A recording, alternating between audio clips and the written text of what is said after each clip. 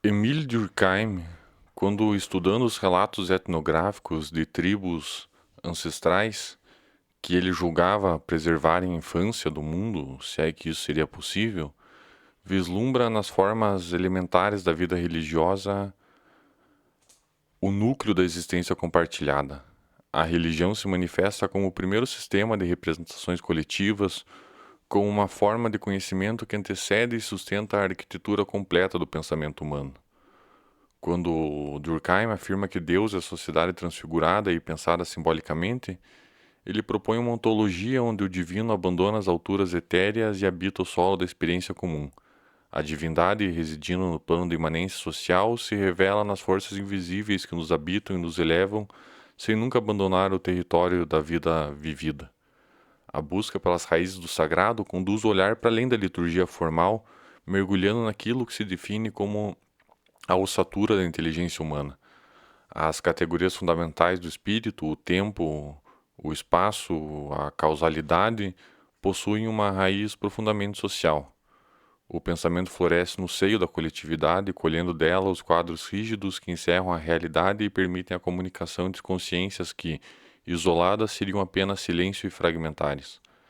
Essa gênese social do intelecto sugere que o sagrado e o social constituem face de uma mesma moeda, que é forjada no calor de encontros onde o indivíduo se sente transportado para um mundo inteiramente diferente daquele que seus olhos habitualmente contemplam.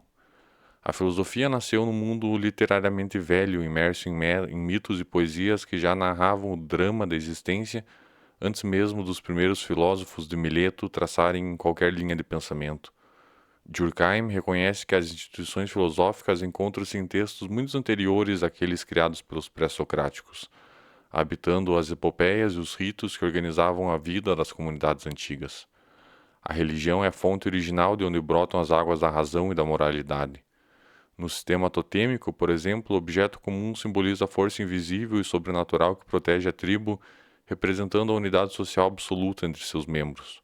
O totem, embora possa ser um simples pedaço de madeira ou imagem de um animal, encarna sobre o plano espiritual e místico toda a vida da coletividade. A consciência humana opera uma clivagem radical no universo, dividindo-o em dois domínios que se repelem com uma força absoluta, o sagrado e o profano. Essa distinção constitui o traço distintivo do pensamento religioso, estabelecendo uma fronteira que se define pela atitude que o grupo assume diante das coisas. O sagrado é aquilo que é isolado e protegido por interditos, que é cercado de temor e respeito, enquanto o profano habita o domínio da vida cotidiana e das necessidades utilitárias. A religião surge como um sistema solidário de crenças e práticas relativas a estas coisas sagradas, unindo em uma mesma comunidade moral todos aqueles que a elas aderem. A autoridade do sagrado emana da autoridade que a sociedade exerce sobre seus membros.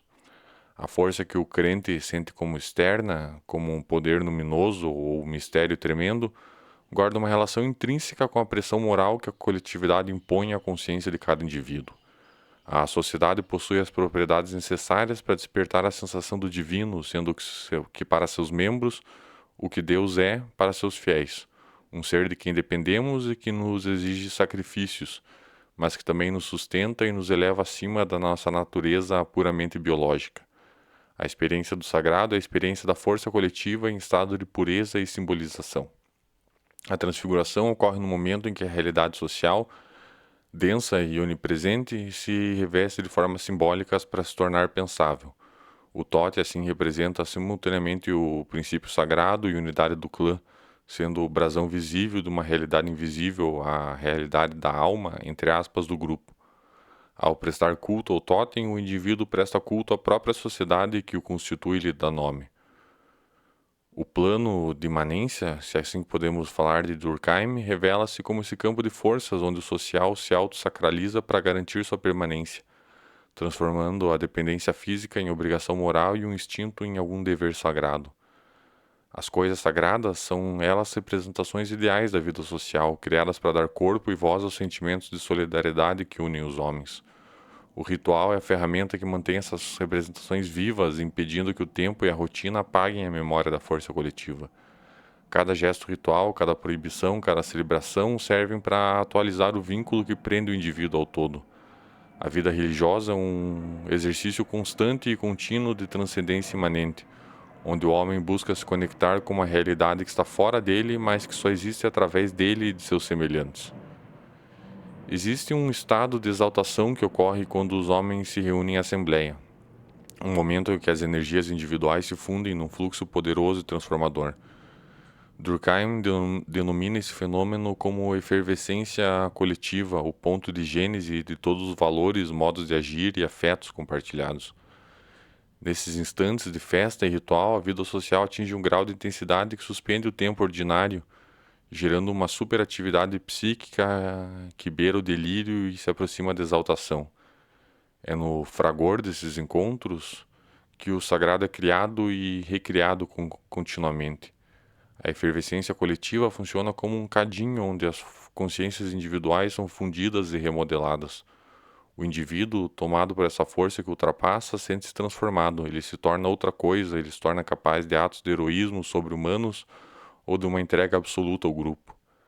Essa exaltação psicológica é a base sobre a qual se edifica o mundo ideal da religião. As paixões que agitam a multidão são de tal ordem que não se encontram satisfação plena na vida profana. Elas exigem a criação de um mundo de símbolos e deuses onde possam habitar de forma perene. A religião é assim a objetificação desse entusiasmo, a cristalização do movimento social em formas duradouras de representação simbólica. O ritual é, nesse contexto, a máquina que produz e reproduz esse estado de efervescência. Através da repetição de gestos e palavras, a sociedade mantém viva a memória de sua força e a autoridade de seus valores. Os rituais de imitação, de sacrifício, de expiação colocam em prática as ideias centrais a partir das quais se formam as categorias elementares do pensamento discursivo. A eficácia do rito está atrelada ao sentimento de pertencimento ao grupo, no calor da associação que as verdades sociais adquirem a evidência das verdades eternas. A efervescência é assim a força criadora que projeta o ideal sobre o real, fazendo da sociedade um ser capaz de se pensar e se transformar através do símbolo. As festas australianas estudadas por Durkheim são exemplo dessa potência transformadora. Ruídos, gritos, danças, movimentos desordenados criam um ambiente onde as barreiras do eu se dissolvem. O indivíduo acredita ter sido transportado a um mundo inteiramente diferente daquele que tem sob seus olhos, vivendo de maneira mais intensa e diferente do tempo normal.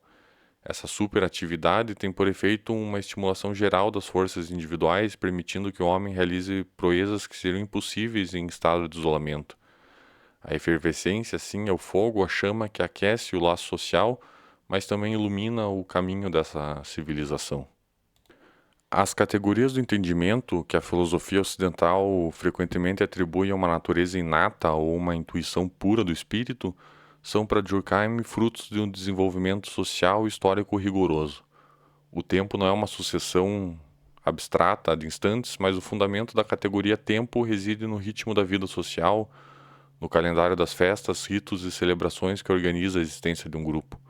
O espaço não é um receptáculo infinito, mas as espacializações engendradas pelos membros de uma sociedade obedecendo à estrutura da sua morfologia social, como a tribo disposta de modo circular que projeta essa forma sobre a natureza. Essa tese de Durkheim representa uma superação dos dilemas entre empirismo e racionalismo.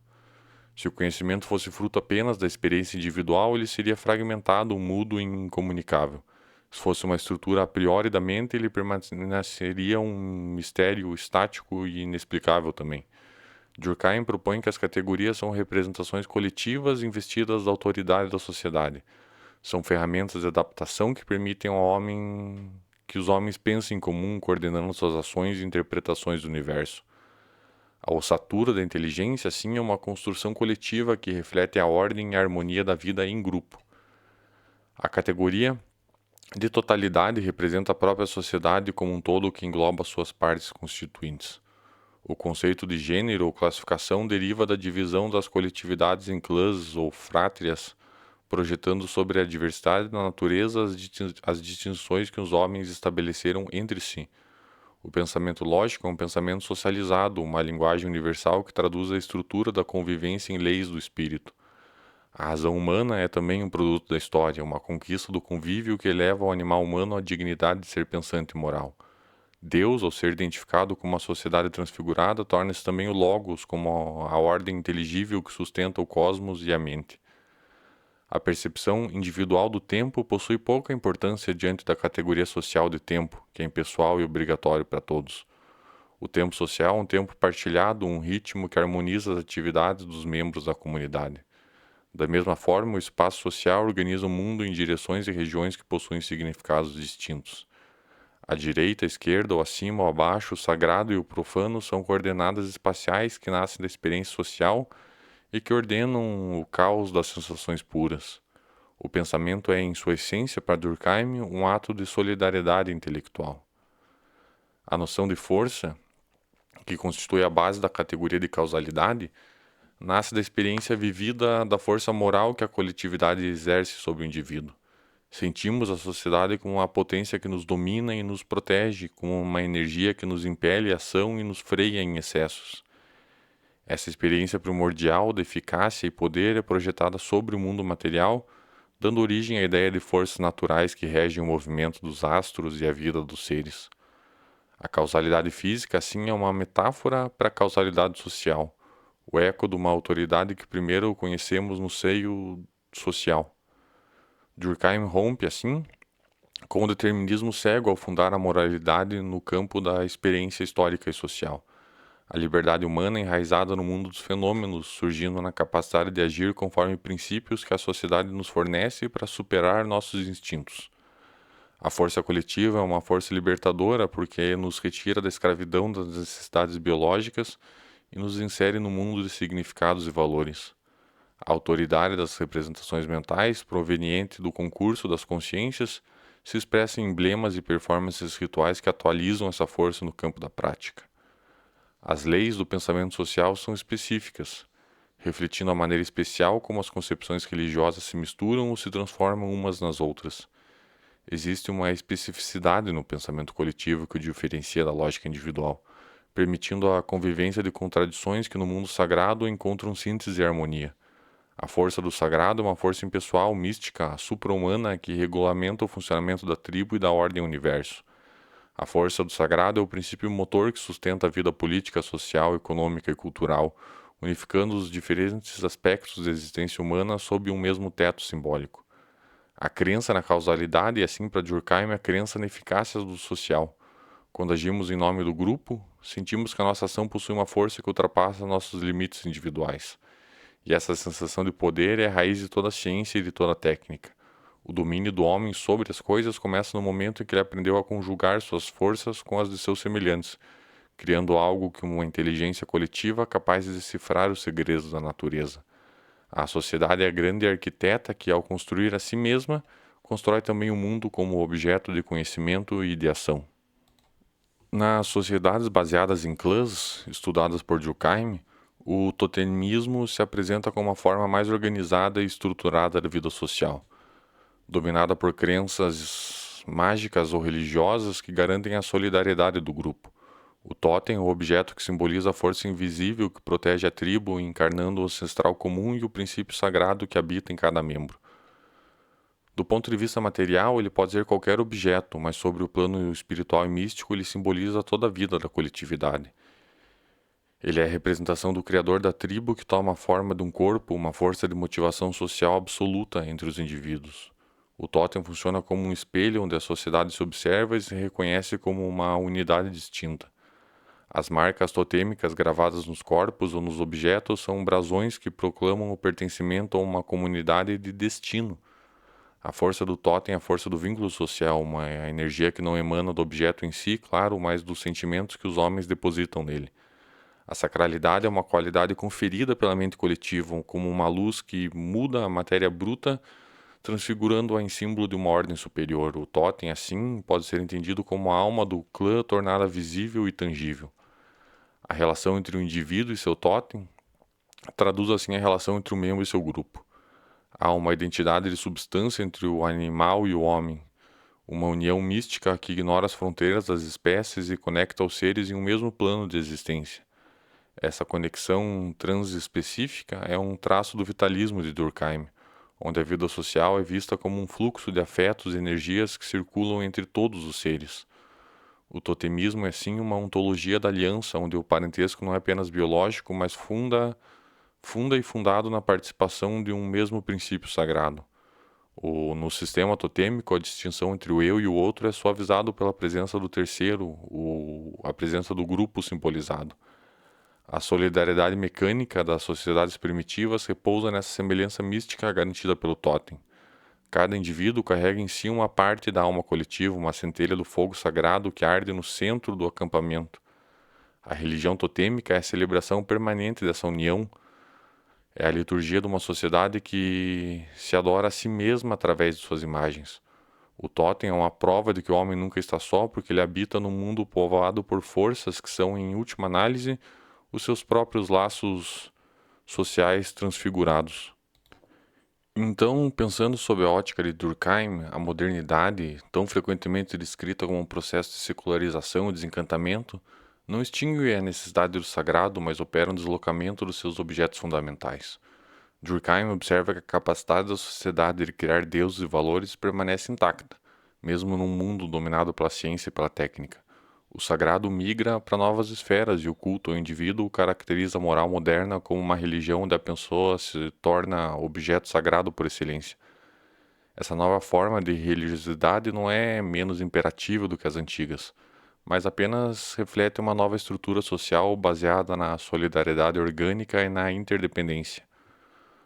A experiência do luminoso e do mistério, que fascina, continua presente nas efervescências contemporâneas, seja em movimentos sociais, grandes celebrações coletivas ou crises revolucionárias que abalam a ordem. A sociedade contemporânea, na sua busca incessante por novos valores, volta-se para a efervescência coletiva como a fonte de uma renovação moral que seja possível. O sagrado é uma dimensão perene da existência social, um mecanismo pelo qual o grupo se atribui uma finalidade e uma dignidade que ultrapassa o mero interesse econômico. A transfiguração da sociedade em Deus, seja qual Deus for, é um processo contínuo de autopoiese. Cada época produz seus próprios símbolos e seus próprios totens, que resumem a vida política, social e mística da humanidade. A solidariedade social necessita sempre de uma expressão simbólica que a torne visível e sagrada aos olhos de todos. A religião é a linguagem através da qual a sociedade fala a si mesma de si mesma, revelando sua própria natureza como uma força impessoal que regulamenta a vida comum. O futuro do sagrado reside assim na nossa capacidade de reconhecer a divindade em cada ser humano e na justiça que nos une. Agostinho da Silva, o filósofo que pensa o possível e a liberdade, vislumbrou a chegada de uma idade do espírito, onde a vida seria gratuita e a espontaneidade da criança dirigiria o mundo. Essa visão poética, utópica e mística do social encontra certo eco no pensamento de Durkheim, na sociedade como um projeto inacabado de uma humanidade que em busca da sua plena realização. O compromisso com a vida é o sentido último de toda a sociologia rigorosa. O Deus, seja qual for, projetado é o fundo sem fundo do próprio homem, o horizonte de possibilidades que se abre quando nos permitimos planejar e agir em comum.